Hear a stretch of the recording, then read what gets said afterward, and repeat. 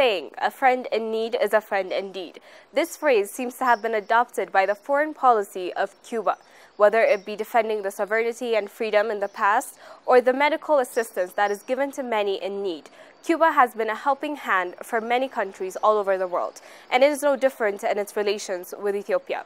Hello and welcome to Diplomatic Insights. I'm Kirana Baina, and today I've come to the Cuban embassy here in Addis Ababa, Ethiopia, and I'm going to be sitting down with the ambassador of Cuba to Ethiopia, Ambassador Jorge Lefebvre, and we're going to be diving into the diplomatic relationship between Ethiopia and Cuba. We're going to be looking at the past, the present, as well as what the future holds. Do stay with us.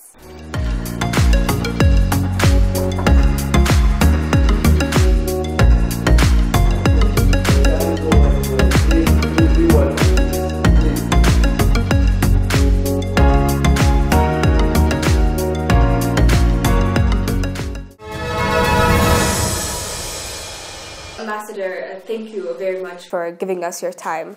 So, as you know, Cuba and Ethiopia are two countries with diverse cultures and history that goes back to 1975 that we know of. And in that regard, you know, one of the things that's mentioned is the Somali-Ethio War or the Ogaden War. And it has been in different instances been put as a factor that has bound the people in blood. And it didn't actually stop there. Scholarships, you know, medical trainings, etc. There have been different instances of Cuba and Ethiopia solidarity, which leaves you to wonder, you know, what's behind the strong ties of these two countries, especially now in the 21st century. Well, you know, our bond with Africa is not starting with Ethiopia. You know, I must say that. So you have, I mean, Ethiopia have millenniums, different millenniums of civilization. Cuba have only 500 years. So the Cuban nationality was created by Africans. So in our history, we were colonized by Spain centuries ago, and the colonizers, the Spanish, they brought to Cuba slaves from Africa.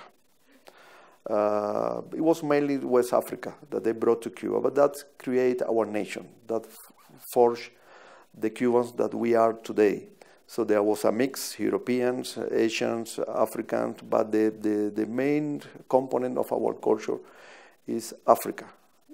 So we are very close to Africa. So in the 60s, when Africa as a continent was arriving to their independence, many countries were gaining their independence.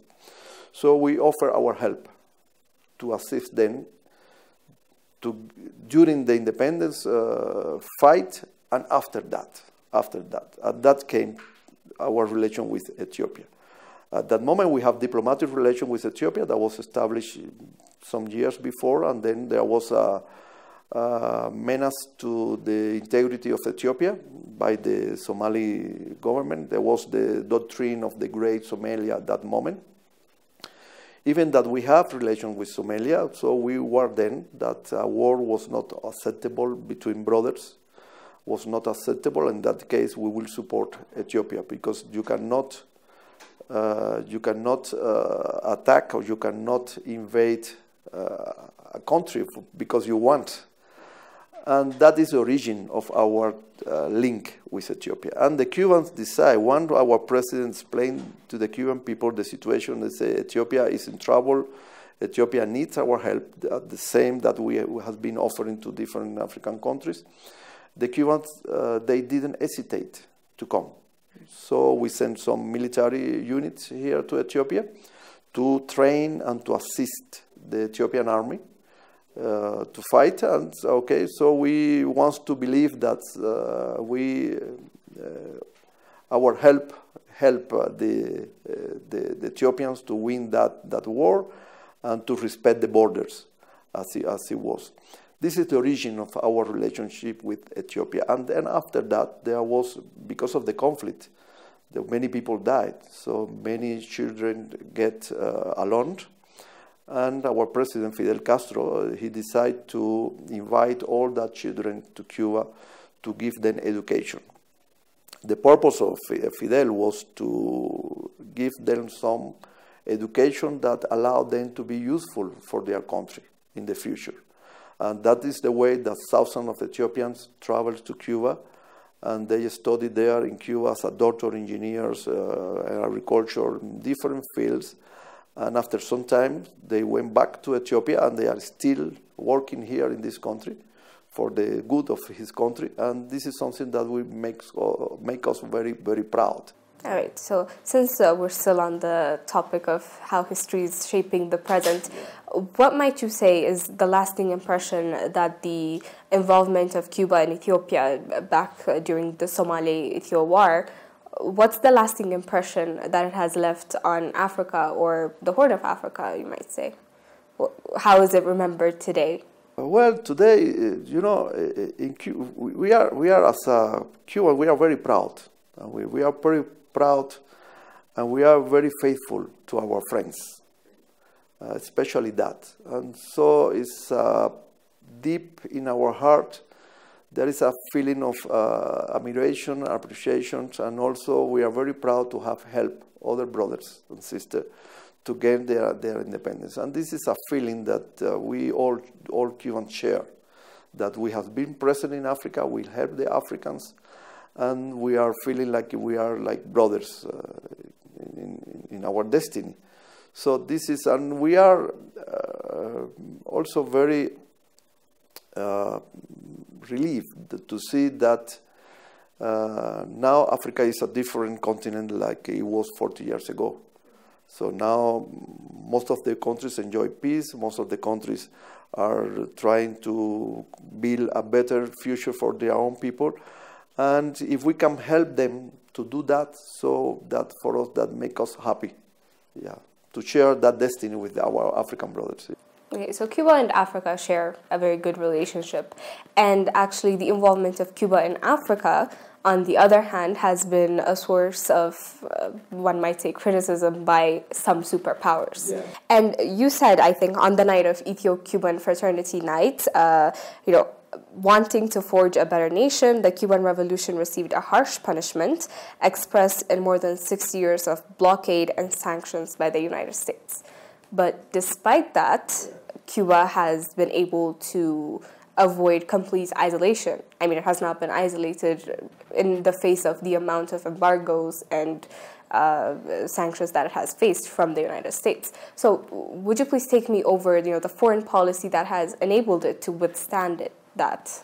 Yeah, you know, when we understand that the sample of Cuba as a tiny island in the Caribbean that fought against the domination of the United States, that in 1959 was the owner of half of our country.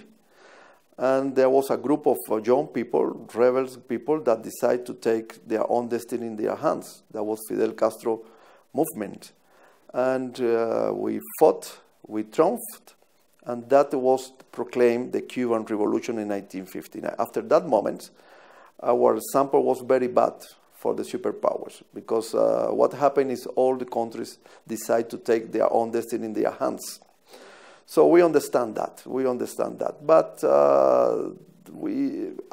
from that moment, so we intend to build a social model to help our people, and we create some difficulties for the superpowers, and they start to punish Cuba. In 1962, so 3 years after the revolution, the United States, the Kennedy administrations, they established a blockade to Cuba, which lasts till today. Even that they allow us to buy some small amount in food, in medicines just now, but for 60 years we have been suffering that blockade. Our economy has paid a very high price for our independence, for our feeling of being free and to build our own country according to our needs, our desires, our will. And we are still facing that, so which is very hard. And anytime we see that, what they apply to Cuba, more and more and more they are applying to different countries, because the sanctions, the blockade has become political tools to impose their will to other people that don't follow their rules. And that is a sad but truth, but we are just looking at that in the war. As a Cuban, so we have managed to survive to those measures. So we have built our own system. We are dealing now. The blockade is so present in our life that we know that we have to work, we have to do our thing, we have to achieve our goals, even with the blockade. And so we have found, so we have many friends also. We are under the blockade of the United States, but in the other side, we have many friends of the world. African is one of them. Many friends of the world that help us. Any year we present a resolution in United Nations Assembly, every year for the last 30 years. So we present a resolution condemning the blockade, and the huge majority of the international community condemned that blockade. Only United States and Israel vote in favor of the blockade. Okay, well, so you've, in a different interview with the Ethiopian News Agency, you've also touched upon the detrimental effects of sanctions. And since you've already said so much on that, now I'm not going to go back, but let me ask you, is there, what Africa can share? What can Africa learn from the Cuba's experience of, not being, well, it has been affected, but not being completely isolated by such embargoes from a superpower? Surely there's something that Cuba can share from what you've said earlier. Well, what we can share is the resilience of the Cuban population, of the Cuban people. No matter what the difficulties are, when you have a principle, when you have a goal, you have a political goal, you must fight for it. You must go for it.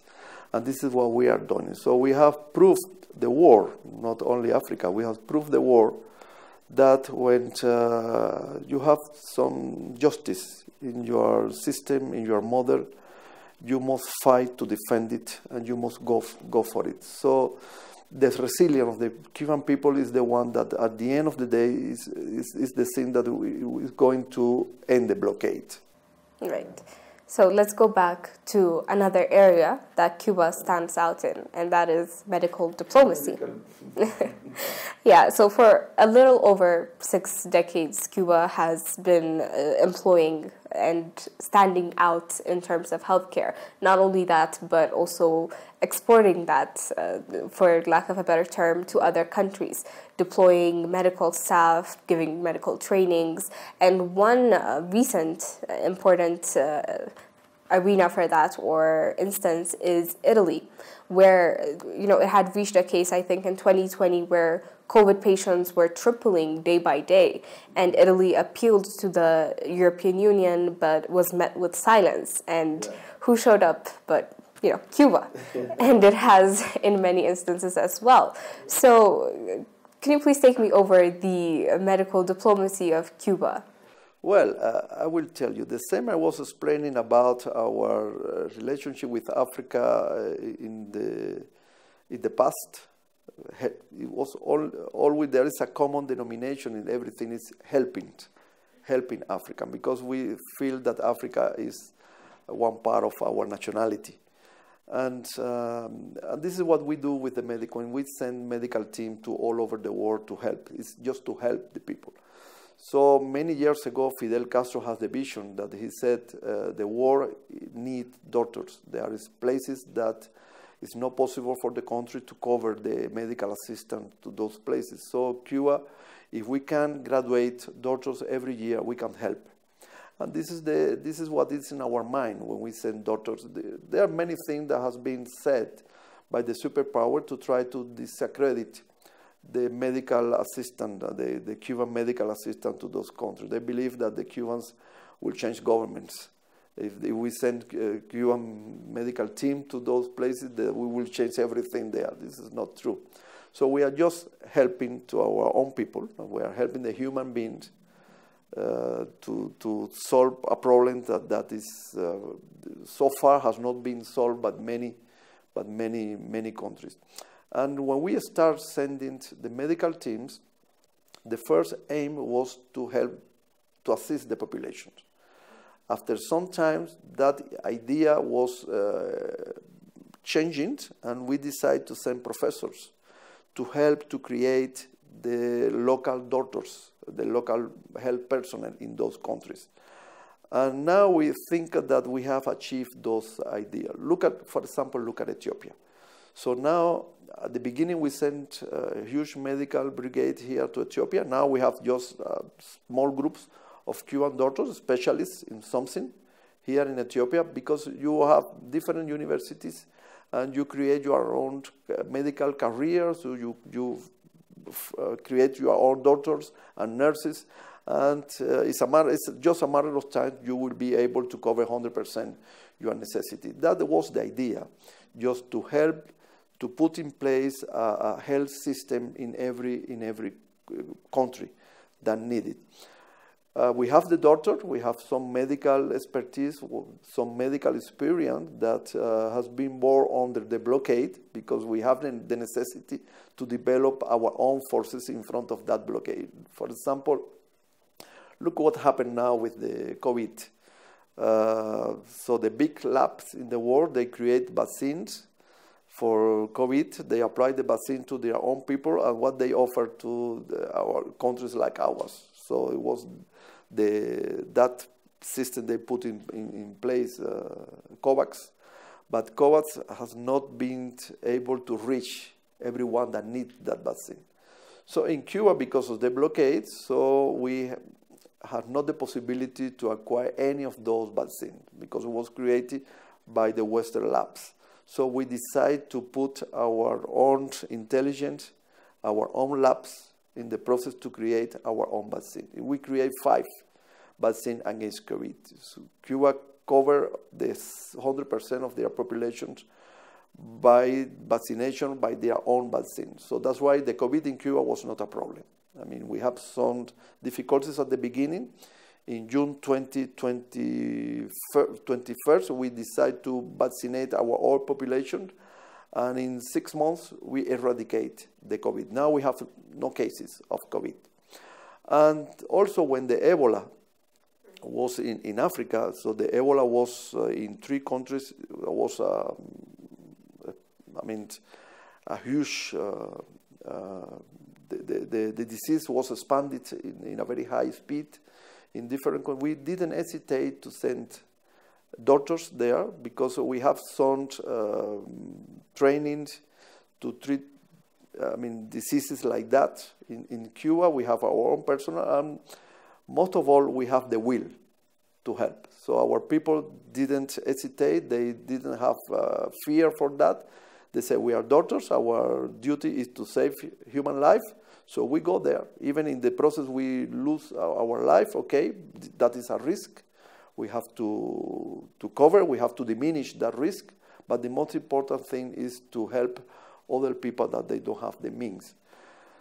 Thankfully, during the Ebola, because I was ambassador to 2 of the countries that has the Ebola disease in the worst moment, but thankfully, there was an international feeling that it was needed to join efforts to help. And in that moment, many countries gathered efforts. Cuba put the doctors, other people put the facilities, other people put some medicines.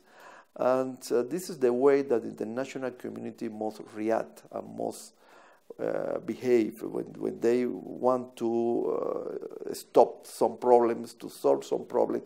This is the way. Just we all have different capacities, and we all have it's a duty for us to join efforts to help the country. And this is what is in our mind when we send doctors to all over. And by the way, I must tell you, for Cubans, it's very easy to come to Africa. So it's not something that they have to think many times. Because when you offer a Cuban doctor the possibility to work in Africa, for them it's like if they are going to make a trip to their past. And they will go to join their ancestors. And also in Cuba, the African culture is very present. So we practice many African rituals, religions, things, and so in Africa, it's part of our culture. It's not something to hide. And when the Cuban doctor say to go to Africa, they say, I will go to the motherland, I will go to the motherland, so I will go there just to see what my grandfather, my grandmother, or my great-grandfather told me about Africa.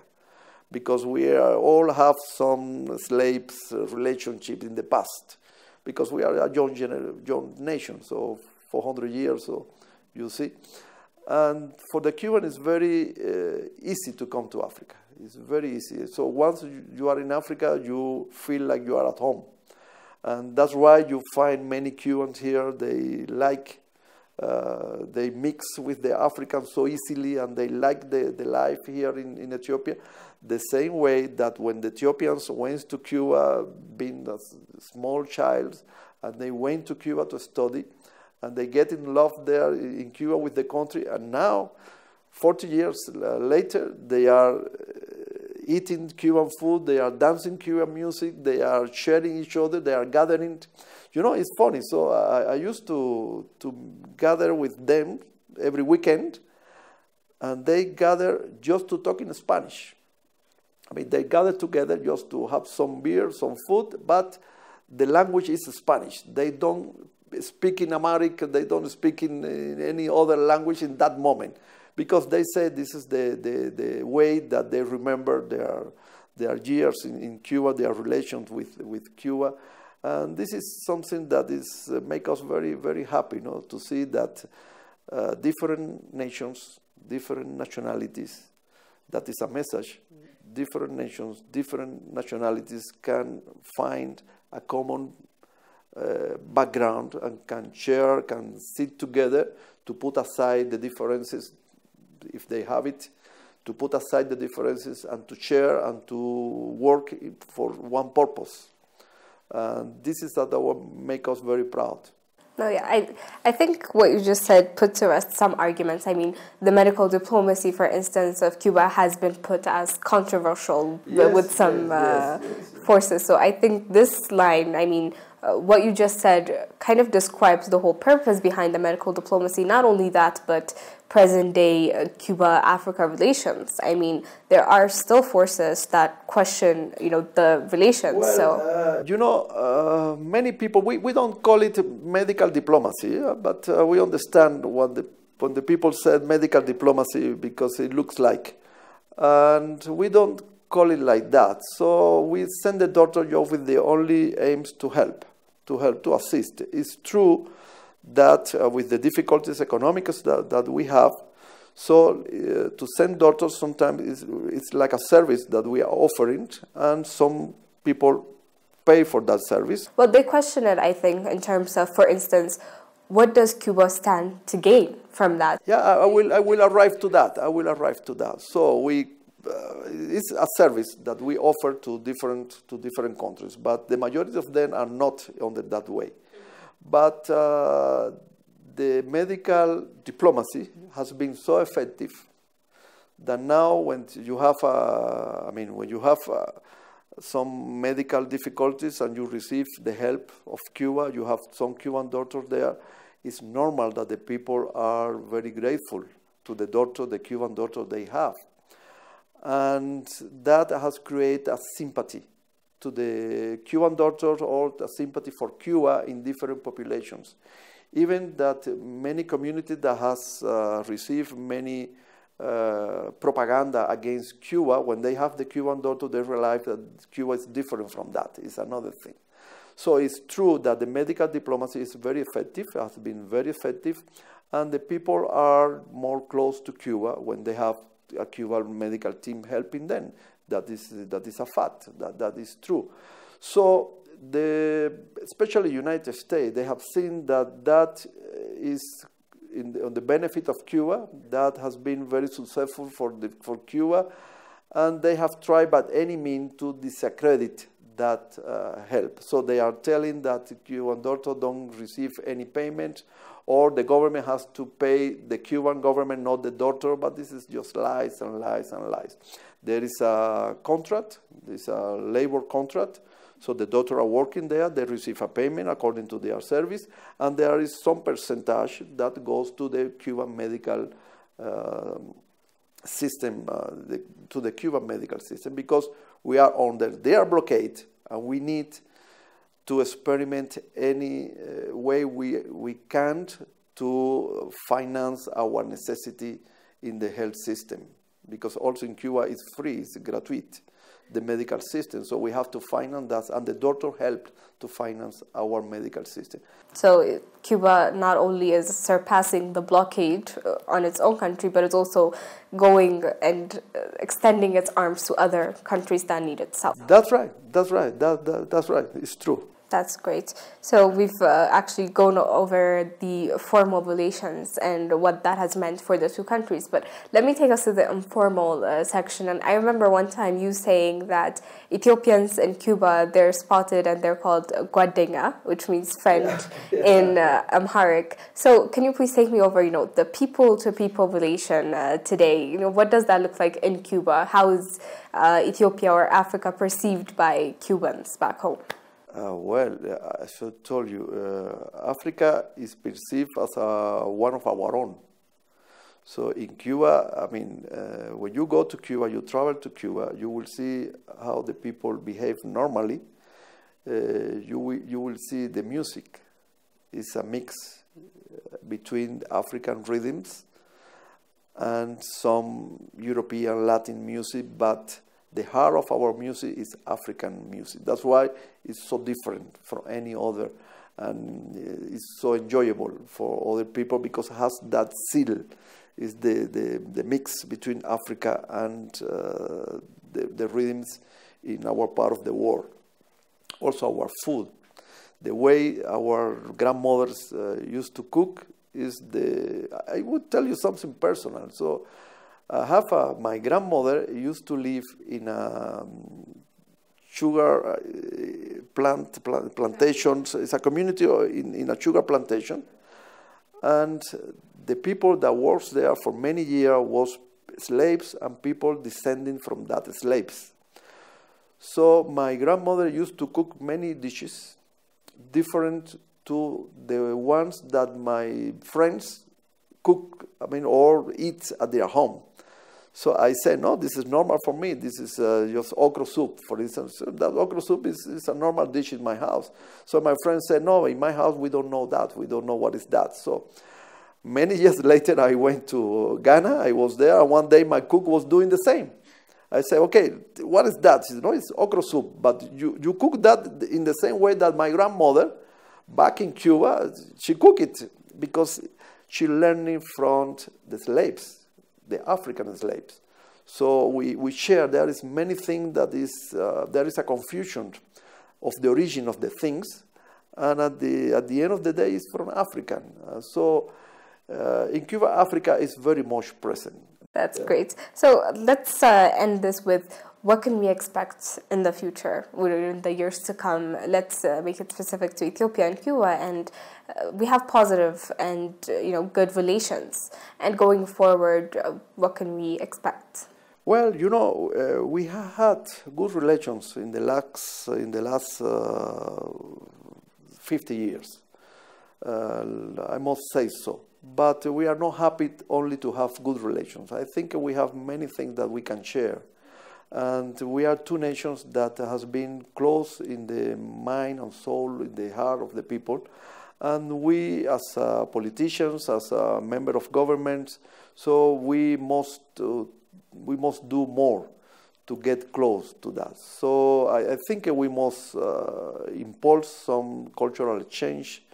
We must impulse some visiting. We must get close. We had the advantage that there is 5,000 Ethiopians that studied in Cuba, and they are here. There are many children that are from one side, their mothers are Ethiopian or their fathers are Ethiopians or Cubans, so there's a mixed family. We must get to do more. We must do more to get close to that. And also you have a lot of potentials. You should know that you have one of the best coffee on the world. And we as a Cuban, we are a very heavy coffee drinkers. So we want to have the opportunity to learn from you how you have that coffee, how you are able to create that different type of coffee. And so we can learn from you. And we can offer our experience in sugar, in medicine, in other fields. But you have many things that are very... So I feel as ambassador, so that I'm going to be here for years, I hope. One of my purpose is to, when I left Ethiopia, I would like to say that our two countries are closer. Our two countries has recovered the way to work together as we are doing now. We have some fruitful cooperation in multilateral affairs, in political affairs, because we are feeling that you are suffering the same punishment or the same measures, sanctions as Cubans, and at least we can give you some comfort. I mean, because we are at the Ethiopian side. So for me, my purpose is if I can't get Cuba and Ethiopia closer to, especially to the young generations. Because, I mean, the war was 44 years ago. The older generation, they remember, they are very thankful to Cuba, but the young people, that is normal. This is a human process. The norm for the young people that passed 45 years ago, that is a story that our grandfathers tell. But our duty is to tell the young generation what are our relations, what is the origin of our relations, and how much we care that relations. All right, Ambassador. Thank you very much for your thoughts and your insights and for giving us your time, your precious time. No, thank you to you. Thank you to you, and thank you for the possibility to address to the Ethiopian public, which is very, very dear to me. Any place I go, when the people know that I am Cuban, so that I feel at home. Well, on that note, today's Diplomatic Insight Show comes to an end. We've gone over the relations of Cuba and Ethiopia, as well as Africa in general. We've touched upon the foreign policy of Cuba with Ambassador Lefebvre. And I was Kirana Baina, leading today's program. Until next time.